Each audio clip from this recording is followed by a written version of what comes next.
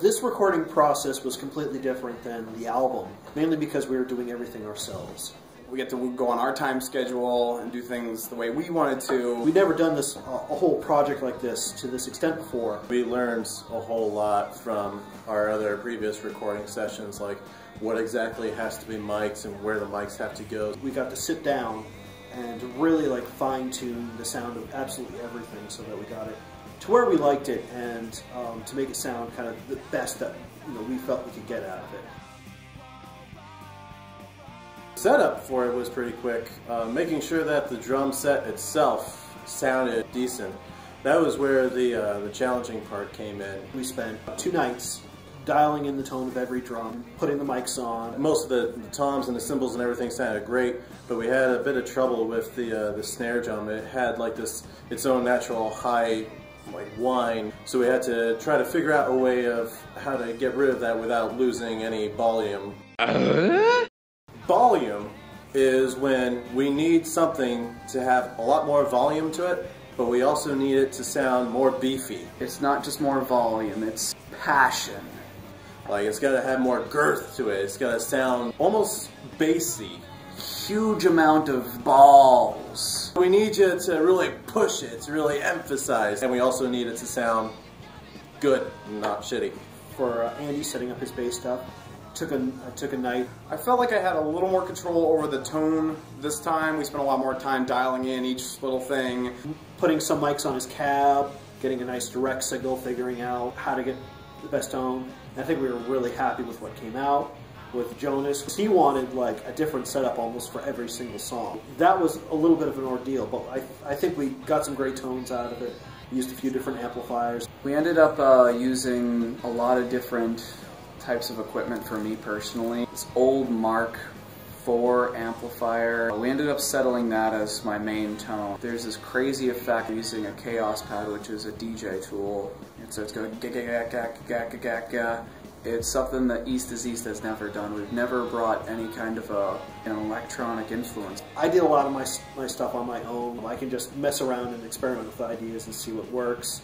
Although Andy did come in and kind of help point me in a direction when I was stuck on something, especially with overdrive.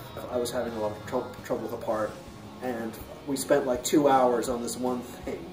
Andy just kept saying, "No, I've got this sound in my head, and you need to do it like that." I got frustrated as hell, but eventually we figured it out, and it ended up sounding really good, and it's on the album. Cinders in the Sky was my favorite song to record, just because that song itself has a whole lot of energy. I'm constantly moving in that song. Even in the verses, there's not a whole lot going on with the drums, but it's still just that tom work and on the snare, and it just builds up the song. And then later on in the chorus, everything going off at once sounding like fireworks. It was just a really fun song to record. My favorite songs on the EP. That's a hard one because I love every song on the EP. It's definitely the best songs that East is East has ever written. It gives us the heaviest of our heavies and the lightest of our lights. My favorite songs on the EP. I think I most like Code Blue and Cinders in the Sky. Cinders is just a really fun, positive feeling kind of song, whereas Code Blue is a little more edgy. It's kind of a little more rough around the edges, which I think is fun too in its own respect. Dizzy was one of my favorite things to record. I didn't expect it to be. We started adding all these little parts to it, especially the backing vocals. I think really make the song stand out and make it something completely new and interesting. I got to do a lot of weird instruments that normally you don't hear on an East is East record. Mainly the acoustic guitar shows up twice on this EP. An upright bass, which I've been wanting to bust out for a while. We threw a ukulele on there just for kind of a cool tone. So a lot of stuff you don't normally hear from us. The idea to have a bunch of different singers doing guest vocals was a decision we all made, all thought would be a good idea. We just know so many other bands with so many talented vocalists. Their voices are all completely individual. We couldn't have selected a better group of people. People like Josh Foster with his pure aggression in his voice. He's a force to be reckoned with. It's just amazingly powerful. From the gut, and it's heavy and awesome. Joe Pyrog. How do you say this? Is it Pirog?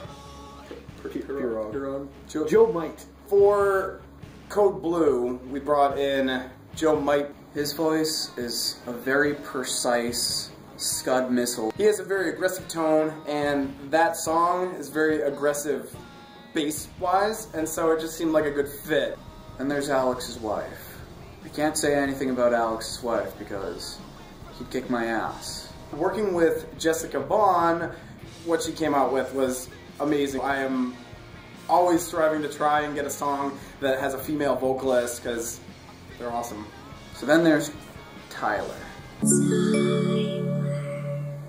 With Space Madness, we had Ty Newton doing backup vocals. He has this way about him. His approach was a million ideas, throwing them out there like crazy. Magical blanket of musicality awesomeness. We actually had to kind of calm him down a little bit and be like, okay, you struck gold, stop digging. And those are all technical terms, by the way.